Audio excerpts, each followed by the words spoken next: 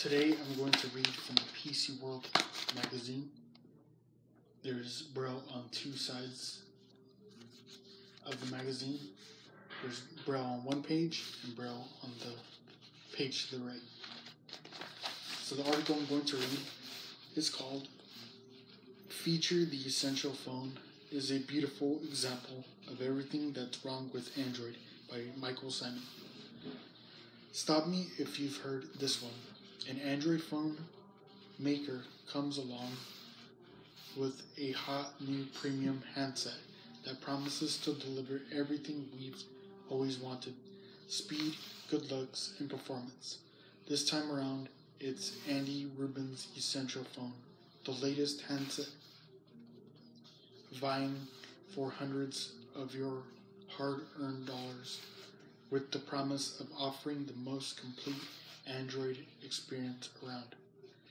But for all of its flashy features and pretty curves, the Essential Phone will likely face the same uphill battles encountered by other unlocked phones. Namely, an OS doesn't stay fresh, a gimmicky ecosystem that falls short of its promise, and limited carrier support. This article is pretty long. It also lacks a headphone jack. Rubin's new feature may be a gorgeous, advanced piece of tech, but it still risks falling into the same pitfalls that took down many a hyped Android phone. And while Rubin might be selling Essential Phone as something different, it has a tough row to hoe if it hopes to avoid them. Feature frenzy. The Essential Phone is presented as a prototype from the future, but the truth is we've seen these gimmicks before with varying results. The magnetic modular connector was a bust for the LG G5, but slightly more successful on the Moto Z. The thin, asymmetrical bezel makes it look something like the MI Mix, though. I can't stop wondering why it needed to force that weird camera current.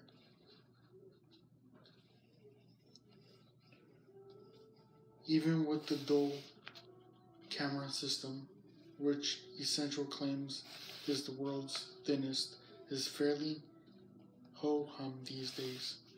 But what's most interesting is the companion home speaker.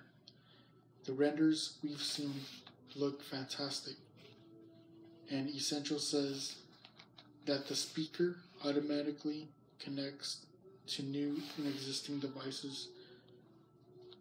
It will also support Siri, Google Assistant, and Alexa, making it seem like the home speaker to rule them all. But while all the makings of an Essential ecosystem are ready to go on the paper, all we have are promises. There isn't a firm release date for the phone, though.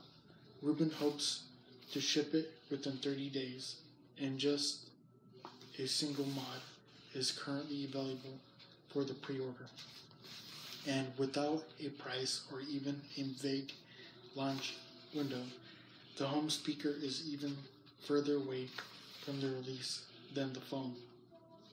I'm not implying that the Essential Phone is going to be vaporware, but if Rubin's name wasn't attached, I'd be extremely skeptical.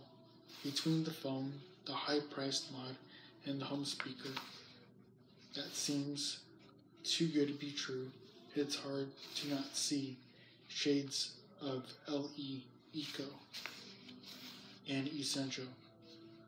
Creating an ecosystem from the ground up is no easy task, and Essential might be biting off more than it can chew here. A band apart. There's a reason why the Galaxy S phones are far and away the most popular in Android software availability. Walk into any carrier or major retail store and you'll see that a big display for the Galaxy S8, usually right next to the iPhones, something you won't find for the Pixel. Android enthusiasts may seek out unlocked phones, but the vast majority of consumers still buy their phones from brick and mortar carrier shops. And while Essential claims that its phone will work across all carriers, it remains to be seen how far that extended beyond the ability to make phone calls. Wireless providers are already cautioning against full support for the Essential. If you're spending $700 on a new phone, you're going to want some assurances that it will work as extended on your network. Ruben has said he wants to bring broad carrier support, but do so in the Huawei and Xiaomi of the world, and they've been stymied for years. If an unlocked phone made by Google struggles to make a dent in the market without broad carrier support, it's hard to imagine an Essential cracking that code even with all the right bands. The great unknowns.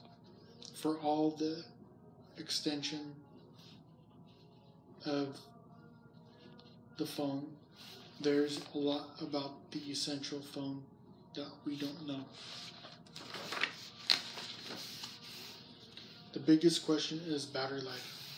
With a 3040 milliamp battery, it's around the same size as the Galaxy S8, but Essential doesn't without any battery life claims on its site. In fact, it's surprisingly mum on its battery, and you have to hit up the spec sheet to learn anything about it. But the biggest unknown is the OS. But the battery, there's nary a mention of it on the Essential site, simply saying it runs Android in the system architecture OS section of the specifications page. Ruben has said in interviews that the Essential phone will run a version of Nougat 7.1 as sure as the driven snow, with no bloatware or customized interface, which says fantastic. But what about updates? Will the Essential phone get Android O around the same time that the Pixel does? Will Essential take Google's lead and finally bring speedy updates and smooth performance to a third-party phone?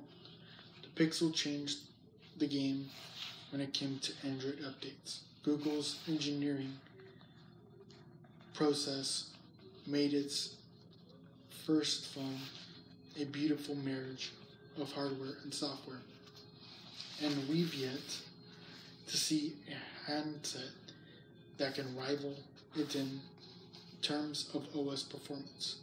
That phone could make the Essential phone the best Android phone around, but it's a tall order to think that a startup phone maker can get it right, though.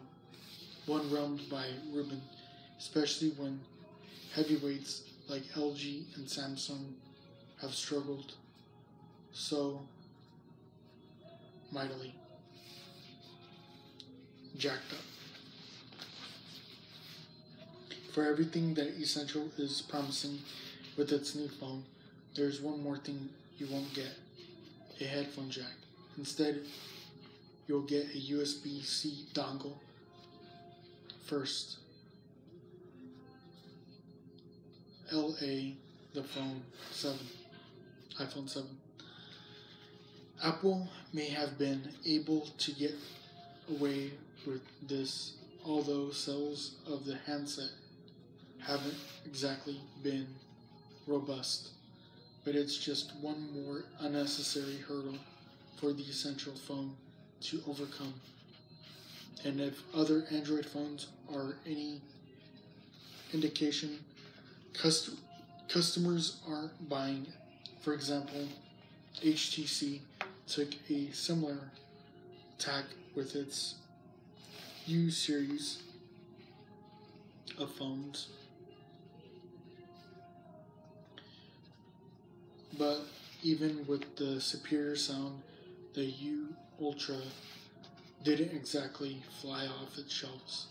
Essential doesn't offer any rhyme or reason for removing the jack, not even a fancy bit of rhetoric. So the presumably it's strictly for the same risk of simplicity. And that's one thing Essential has in spades. From the lack of a logo to the barely there bezel, Ruben's latest project is certainly a thing of beauty, looking like a work of art in renders. But the question remains, if it can't solve at least some of these issues, there is another problematic premium Android phone, really that essential to Android's features.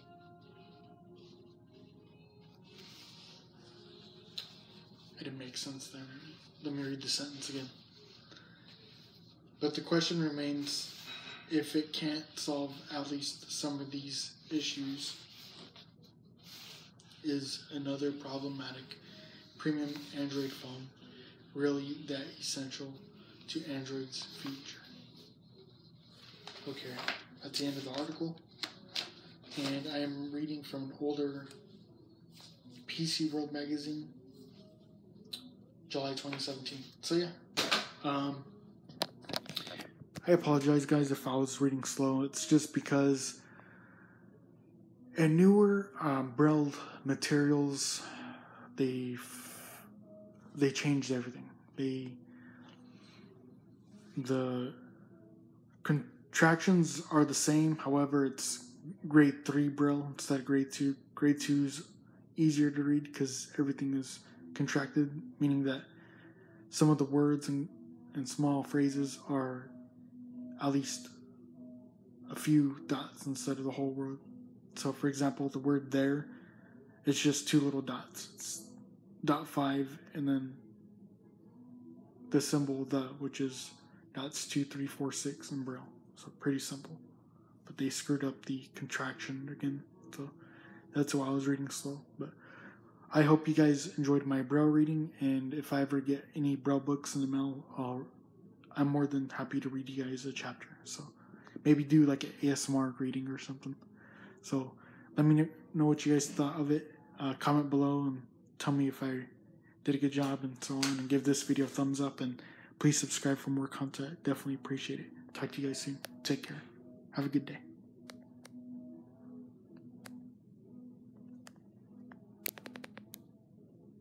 Voiceover on.